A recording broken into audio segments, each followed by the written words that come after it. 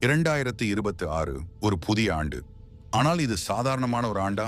இந்த உலகத்தில் பல வருடங்களுக்கு முன்பே எதிர்காலத்தை பார்த்ததாக நம்பப்பட்ட ஒரு பெண், பாபா வாங்கா, அவர் சொன்ன பல கணிப்புகள் இன்று உண்மையாகி விட்டதாக பலர் நம்புகிறார்கள். அப்படியானால் 2026 பற்றி அவர் என்ன சொன்னார்?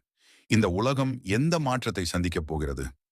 பாபா வாங்கா பல்கேரியா நாட்டில் பிறந்த ஒரு சாதாரண பெண். சிறு வயதில் ஏற்பட்ட ஒரு பயங்கர விபத்து, அதன் காரணமாக அவர் பார்வையை இழந்தார். ஆனால் அதன் பின்பு அவருக்கு கிடைத்ததாக நம்பப்படுவது எதிர்காலத்தை காணும் திறன்.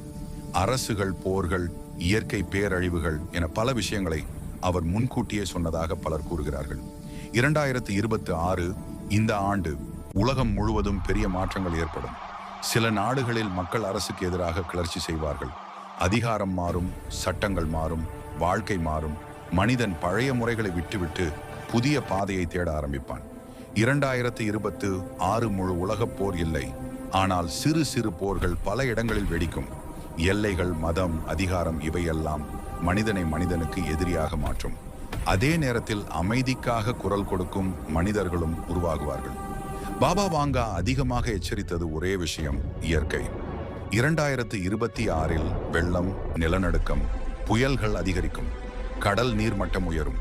சில இடங்கள் மனித வாழ்வுக்கு பாதுகாப்பில்லாததாக மாறும். இது இயற்கை மனிதனுக்கு கொடுக்கும் ஒரு எச்சரிக்கை. 2026 பணம் மனிதனின் வாழ்க்கையை தீர்மானிக்கும். சிலருக்கு வாய்ப்புகள் அதிகரிக்கும், சிலருக்கு வாழ்க்கை சோதனையாக மாறும். விலைவாசி உயர்வு, வேலை மாற்றங்கள், புதிய தொழில்கள், டிஜிட்டல் மணி மனித வாழ்வில் முக்கிய இடம் பிடிக்கும். பாபா வாங்கா கணித்த ஒரு முக்கிய விஷயம்: தொழில்நுட்ப வளர்ச்சி. 2026 ரோபோட்கள் மனித வாழ்க்கையின் ஒரு பகுதியாக மாறும். மருத்துவத்தில் அதிர்ச்சி தரும் முன்னேற்றங்கள் வரும். ஆனால் தொழில்நுட்பத்தை தவறாக பயன்படுத்தினால் அது ஆபத்தாக மாறும். 2026 பணம், அதிகாரம் எல்லாம் தற்காலிகம் என்று பலர் உணர்வார்கள்.